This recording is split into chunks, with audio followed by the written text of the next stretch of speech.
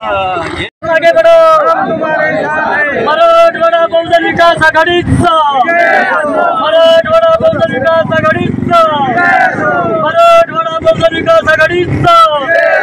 रमेश दादा गायकवाड तुम आगे बढ़ो, रमेश दादा गायकवाड तुम आगे बढ़ो, हम तुम्हारे साथ हैं।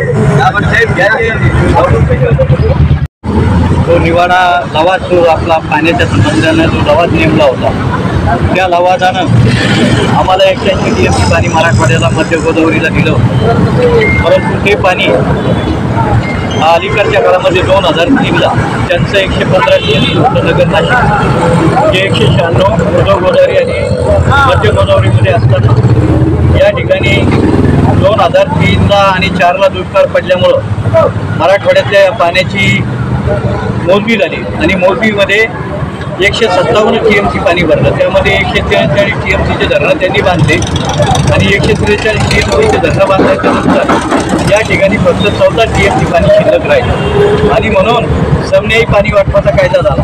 परंतु समन्यायी पाणी वाटपाच्या कायद्याला नगर आणि नाशिकचे लोक मानत नाही, म्हणून मराठवाड्याच्या पाण्याचा वाटा ठरला पाहिजे अशी या आंदोलनाद्वारे आमची मागणी आहे। दुसरी मागणी आमची अशी आहे की जे धाराशिव, लातूर आणि बीड या जिल्ह्यासाठी 23.66 TMC पाणी आम्हाला मंजूर होतं, परंतु त्यामध्ये विलासराव देशमुखांनी मंजूर केलं होतं। त्यापैकी फक्त 7 TMCवर पूर्ण मराठवाडा सिंचन योजना चालू आहे आणि म्हणून आता 16.66 TMC पाणी आम्हाला मिळालं पाहिजे ही आमची मागणी आहे। नंबर 3ची एक मागणी आमची अशी आहे की मांदाडे नावाची एक अभ्यास गट नेमला गेला समिती त्यांच्या अध्यक्षतेखाली आणि त्या मांदाडे समितीनं आमचं 8% पाणी कमी केलं, म्हणजे आमचं 65हून त्यांनी 57% पाण्यावर आमचं जायकवाडी धरण आणलं।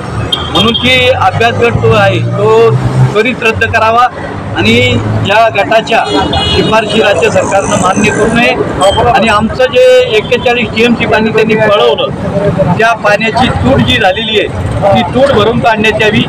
त्याचप्रमाणे या ठिकाणी 1960 पासून आमचं आंदोलन चालू आहे की जे गरीब लोक आहेत, मागासवर्गीय लोक आहेत, आदिवासी आहे, OBC समाज आहे, यांनी गायरान जमिनीवर अतिक्रमण करून त्यांनी आपले पीक काढतात।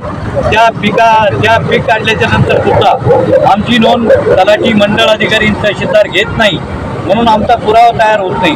म्हणून राज्य शासनाला आमची विनंती आहे की आजच्या तारखेमध्ये त्यांचे पंचनामे करावे, अतिक्रमण नोंदवहीला त्यांची नोंद घ्यावी आणि त्याद्वारे त्यांना सातबारा देण्यात यावा। त्याचप्रमाणे निवासी अतिक्रमण जे आहे ते गावठाणामध्ये 500 मीटरची हद्दवाढ केलेली आहे, ती 1000 मीटर करण्यात यावी आणि गावठाणातले सर्व अतिक्रमणं मंजूर करावी। त्याचप्रमाणे शासकीय गायरान जमिनीवर ज्या शहरातल्या आणि ग्रामीण भागातल्या झोपडपट्ट्या बसलेल्या आहेत, झोपडपट्ट्या म्हणजे घरं बसलेली आहेत, त्या सर्वांना मालकी हक्क द्यावेत, PR कार्ड द्यावेत। सुशिक्षित बेरोजगारांना कर्ज देण्याच्या संबंधानं या ठिकाणच्या बँक मॅनेजरची जी परिस्थिती असते ती नकारात्मक असते, म्हणून त्या मॅनेजरवर कारवाई करण्यात यावी आणि महात्मा फुले विकास महामंडळ असेल, अण्णाभाऊ साठे असेल, OBC आर्थिक विकास महामंडळ असेल, त्याचप्रमाणे आपले अण्णासाहेब पाटील विकास महामंडळ असेल, या सर्वांचे कर्ज माफ करावे आमची मागणी आहे शासनाला। जर अदानी आणि अंबानीचे कर्ज माफ करण्यामध्ये सरकार पुढं आहे तर गोरगरिबांचे सुद्धा कर्ज माफ झाले पाहिजे ही आमची एकमेव मागणी आहे। आणि दुसरी मागणी आमची आहे की आज तुम्ही 1500 रुपये महिलांना देता, ते आता 3000 रुपये महिलांना दिले, लाडक्या बहिणीच्या योजनेअंतर्गत दिले पाहिजे ही शासनाला आमची मागणी आहे आणि कोणत्याही बहिणीला त्या ठिकाणी वगळू नये ही आमची मागणी आहे। आणि त्यासाठी आम्ही आज राज्य विधिमंडळाचं अधिवेशन सुरू आहे।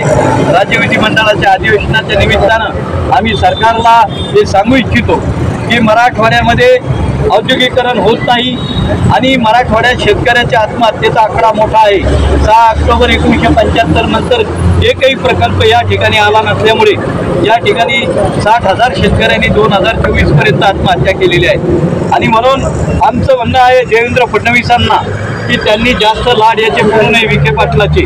मराठवाड्याच्या पाण्याच्या संबंधानं जर हात जरी लावला तर मराठवाडा पेटून उठल्याशिवाय राहणार नाही येणाऱ्या विधानसभेच्या अधिवेशनामध्ये आम्ही 1 लाख शेतकऱ्याचा मोर्चा नागपूरच्या विधिमंडळावर घेऊन जाणार आहोत। या पद्धतीनं आमचं निदर्शन आहेत।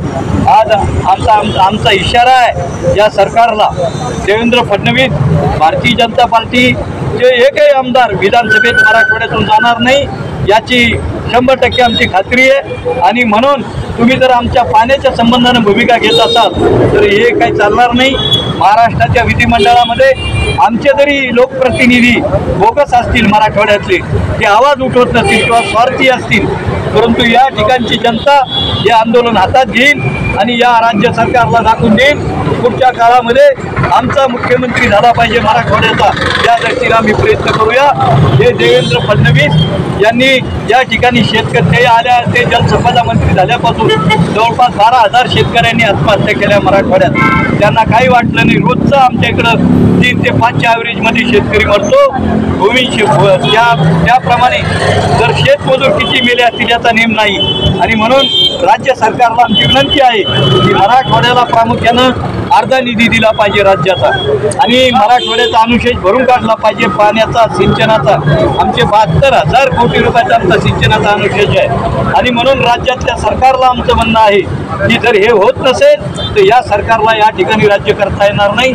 आजपासून आम्ही प्रातिनिधिक स्वरूपाचे आमचे आंदोलन जरी झालं असलं तर पुढच्या काळामध्ये आम्ही प्रचंड अशा पद्धतीचं आंदोलन या महाराष्ट्रात आणि मराठवाड्यात उभं करू।